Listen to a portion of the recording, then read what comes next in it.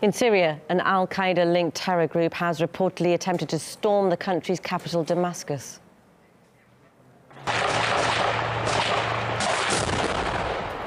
The Syrian army has repelled the attack and launched a counter-offensive. Syrian state media said the army units clashed with the terrorists, who had used a network of tunnels to infiltrate the area.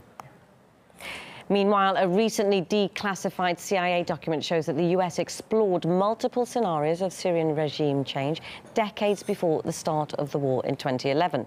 The reports contain some striking passages, and it's remarkably accurate, showing what actually went on to happen, as RT's Gaina Chichikan explains.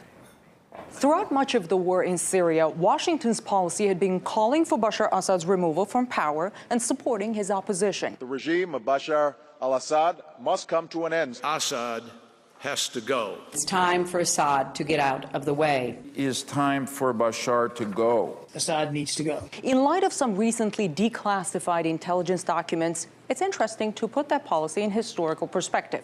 In 1986, when Bashar al-Assad's father was in power, the CIA recommended that U.S. interests would be best served by a Sunni regime controlled by business-oriented moderates in Syria. Assad was brutal but secular, and, well, not Sunni. In the document, the CIA presented a number of scenarios which the intelligence community at the time thought could lead to the ouster of President Assad, as well as possible outcomes of that.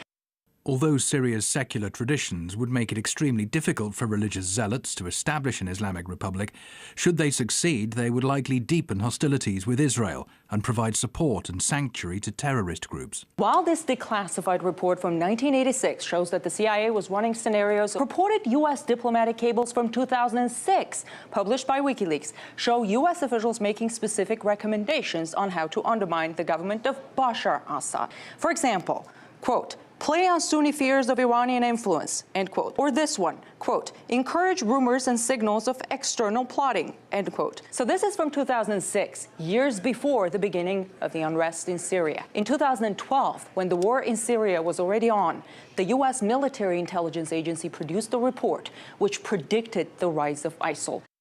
ISI could also declare an Islamic State through its union with other terrorist organizations in Iraq and Syria, which will create grave danger. Whoever wrote this at the Defense Intelligence Agency had an incredible foresight. One way or another, U.S. intelligence analysts had presented the growth of terrorism as a real possibility.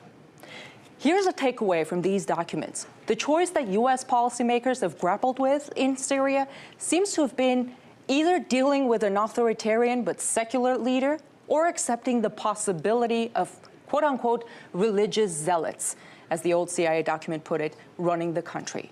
For decades, the U.S. had been choosing the latter.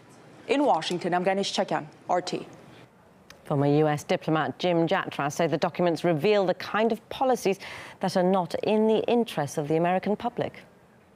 I don't think it's a question of predicting so much as this is something that some elements of the U.S. intelligence community and many American policy makers wanted to happen. They are not representing the interests of the American people. They are not pursuing an America First policy. They are pursuing a policy of global domination, and they find these groups useful. They pretended it took them by surprise because it shows what hypocrites they are, that they use these terrorists as an instrument of policy. The Obama administration knew our policy of aiding these jihadists was likely to lead to something like ISIS, but in fact that was the desired outcome.